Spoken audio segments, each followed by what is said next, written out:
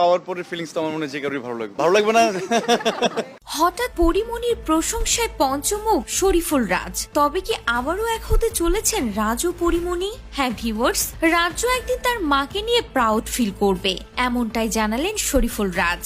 কিন্তু হঠাৎ কেন শরীফুল রাজের মুখে পরিমণির প্রশংসা? ঢালিউডের আলোচিত সমালোচিত অভিনেতা অভিনেত্রী শরীফুল রাজ পরিমণি, তাদের জুটি ভেঙে গেছে। পারিবারিক কলহের জেরে দুজনের বিবাহ বিচ্ছেদ হয়ে গেছে। মাঝখানে রয়ে গেছে সেতুবন্ধ একমাত্র ছেলে শাহিম মোহাম্মদ রাজ্য। এত সবের মধ্যে হঠাৎ পরীর প্রশংসায় পঞ্চমুখ হলেন রাজ।